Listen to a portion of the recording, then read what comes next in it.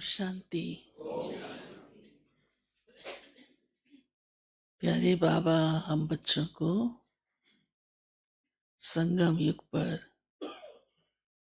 इस रूहानी पढ़ाई जो स्वयं भगवान पढ़ा रहा है उसकी वैल्यू बताते हैं। कई दिन से बाबा रोज मुरली में ये कह रहे हैं कि मुरली रोज पढ़नी है, पढ़ानी है। पढ़नी भी है, पढ़ानी भी है, मिस नहीं हो।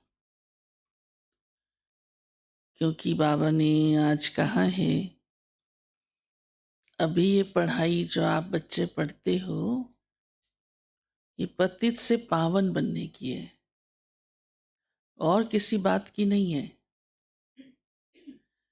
पतित से पावन बनने की पढ़ाई या विधि दुनिया में कोई भी नहीं बता सकता, कोई भी नहीं। आज तक किसी ने बताई भी नहीं। चाहे बड़े बड़े संत महात्मा आए, इवन धर्म स्थापक आए, वो स्वयं पवित्र बनने का पुरुषार्थ करते रहे और शिक्षाएं देते रहे। हाँ? अच्छे कर्म करो, दुखी नहीं हो, शांत रहो। लेकिन पवित्र कैसे बनना है, आत्मा पावन कैसे बनेगी, विकारों को कैसे छोड़ना है, वो नहीं बता सके। हाँ, विकारों में नहीं जाओ, लेकिन कैसे? वो गाइडेंस, वो शक्ति, वो बुद्धि के कपाट बाबा ही आकर खोलता है। बाबा ही हमारी बुद्धि को इस पढ़ाई से सोने का बर्तन बनाता है। तो प्यारे बाबा ने कहा है एकमात्र यही पढ़ाई है जो आपको पावन बनाती है। और आप अनुभव भी करते होंगे कि पढ़ते पढ़ते कितना आत्मा शुद्ध होती जाती है। विकार मिटते जाते हैं। हाँ? जैसे कोई धुलाई करता है तो एक बारी की फिर देखते हैं और ज़रूरत है, चमक जाता है। हाँ? कपड़ा फर्श जो भी है। तो बाबा ने हम बच्चों को इस पढ़ाई में ऐसी ज्ञान की समझ दी है, ऐसी याद की यात्रा सिखलाई है। बाबा ने कहा याद की यात्रा से आपकी बुद्धि सोने का बर्तन बन जाती है।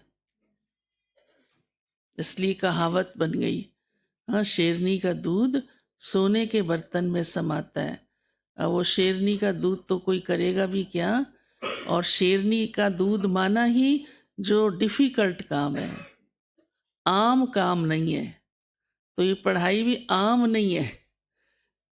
तो आज बाबा ने कहा है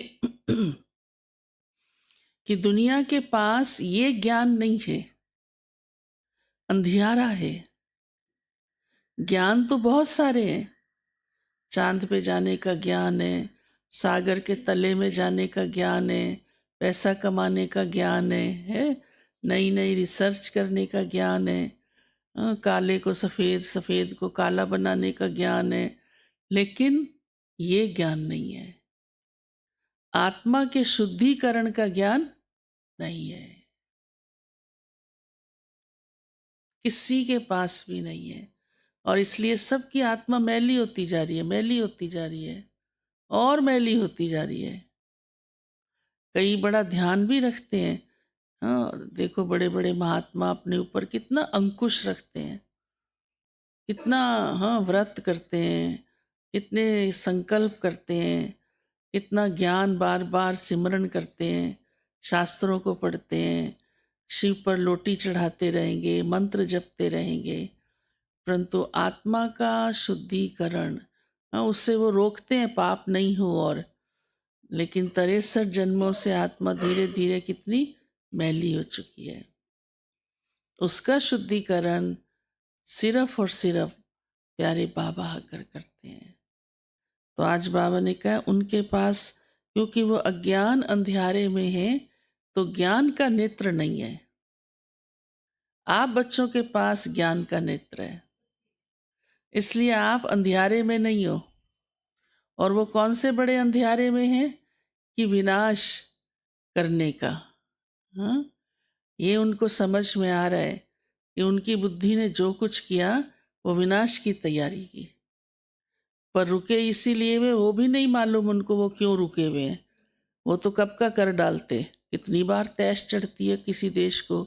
अब नाम लेना तो ठीक नहीं है, नाम भी पता आप सबको, ऐसी तैश चढ़ती है लेकिन रुक जाते बेचारे। उसके दो कारण हैं, एक तो आप तैयार नहीं हुए, ठीक है, तो बाबा की ये जादूगरी है, मेरे बच्चे तो तैयार हो जाएं। और दूसरा, उनको ये नहीं पता कि अगर हमने बटन दबा दिया तो इसके बाद क्या होगा, डर जाते हैं। अगर उनको ये पता चल जाए इसके बाद स्वर्ग होगा तो कब का दबा चुके होते। तो बाबा ने हम बच्चों को ये राज खोल दिया है, ज्ञान दे दिया है, बच्चे विनाश होगा और फिर स्वर्ग आएगा।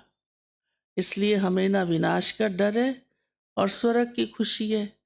हमारे ऊपर क्या फर्क पड़ेगा, है ना। हम तो उसमें ही चलने की तैयारी कर रहे हैं। तो इतने अंधियारे में बाबा कहते हैं, हाँ ये सभी हैं, ज्ञान होते हुए भी तो उनको पुरानी दुनिया का ज्ञान है, नई दुनिया का ज्ञान नहीं है। उस आने वाली दुनिया का ज्ञान तो भगवान के पास है और वो आकर के हमको सुनाता है। और उसी की तैयारी के लिए बाबा हमारी आत्मा का शुद्धिकरण करता है। ऐसा शुद्धिकरण करता है 21 जन्म तो मैली नहीं होती। कमाल है ना। देखो आज की दुनिया में तो एक जन्म क्या, आधे जन्म में ही मैली हो जाती है। कितनी मैली हो जाती है, जवान होते ही पाप करना शुरू कर देते हैं, क्या क्या करना शुरू कर देते हैं। हाँ, अब तो बचपन में ही करना शुरू कर देते हैं। तो बाबा हम बच्चों का ऐसा ज्ञान और योग से पतित से पावन बनाने का सेवा कहें कर रहे हैं। तो बाबा ने कहा ये पढ़ाई की ही कमाल है जो मैं स्वयं आकर तुम बच्चों को पढ़ाता हूँ।